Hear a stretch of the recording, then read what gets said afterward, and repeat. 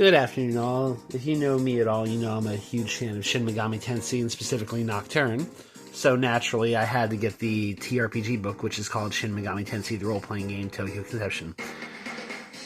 This book took about almost 2 years for me to receive, since it was printed and then discontinued because of some printing errors that the publisher LionWing had, which I can understand, although from what they showed in the screenshots, I thought it really wasn't that big a deal.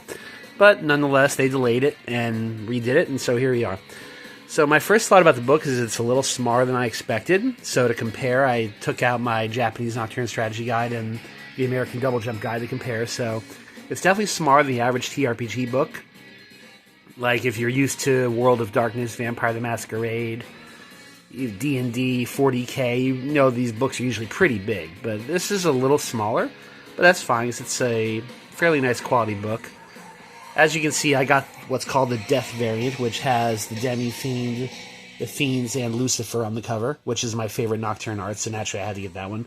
The other variants, I believe they had one with Hikawa and the Reason of Shijima, and they had one from Misubi with Isamu, and maybe they had one with Gozu Tenno and the Mantra, but regardless, this is my favorite, so that's the one I got.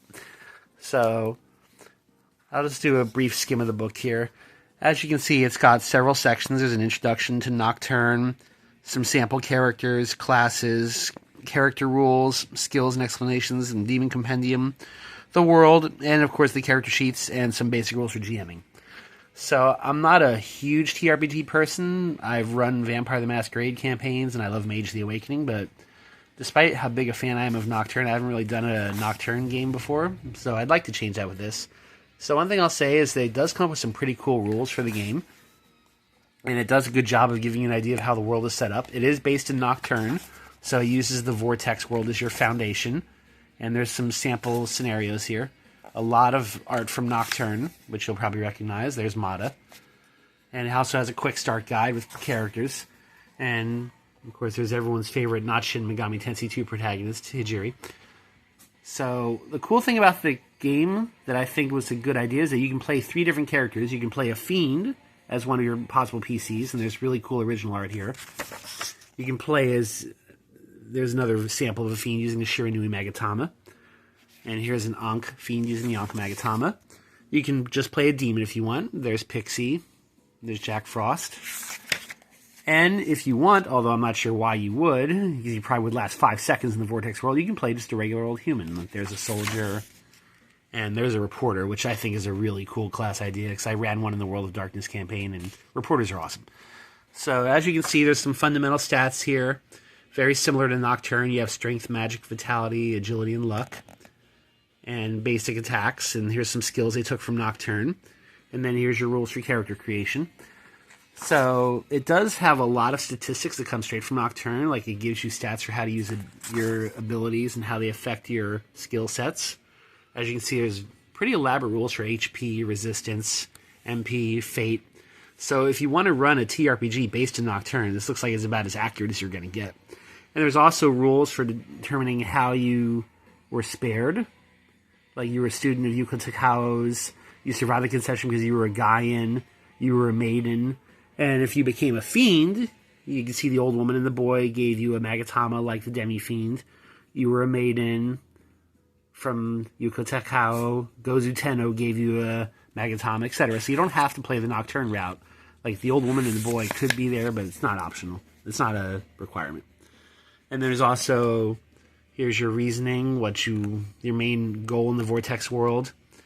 And then there's some contact tables here. Like I guess you can have a point of contact, which are several characters you might recognize from Nocturne, like the Lady of the Fount, Thor, Decorabia. Then you get your stats for your statistics, like what you can do as a fiend, what you can do as a demon, stats for Pixie. So, my main complaint with the book is the lore stuff is good, and it gives you some options, but a lot of the book, and I mean a lot, is dedicated to basically the combat rules, which I understand, and how to flee from combat. But that is maybe half of the book. It does go into some ideas for negotiation and how you can negotiate to a demon to get them to join your party. It says in Nocturne, Shin Megami Tensei RPG. And here's the chart for fusion. So this is kind of my complaint with the book, is a lot of this reads like a Nocturne strategy guide. Like, as you can see here, statistics and spell stats take up a massive, massive amount of the book. Like, here's the Demon Compendium section, which is chapter 5. And you can see this is page 123 of the book. If we go through the entire Demon Compendium, that brings us to page 213, which then gets us to the bosses. And then once we're done with the boss section, which goes all the way through to Kagasuhi himself, 235. So nearly half the book is dedicated to the compendium and the bosses. And then there's a small section here about the different maps of the Vortex world, which looks like they're original maps, which is really cool. But as you can see, I just think it's too much space dedicated to the compendium. Like, it's cool that you're that thorough with the stats, but a lot of this is information you could probably glean from Nocturne's, like, official guide. So you can see Nocturne's official guide already has most of that stuff. It's like, if you're really a Nocturne fan, I think you'll be okay with finagling the stats. And they could have probably cut that down to half the book and maybe focused more on original things like world building, possible reasons and mantras. It does give you some things you can do as a GM, but in my opinion, it's very base, and it gives you a lot of free will with what you can do. There's some sample scenarios, and there's some original art from Shin Megami Tensei. That's either 1 or 2, I believe. And there's Sadi with the chapter 8 index, and here's some character sheets.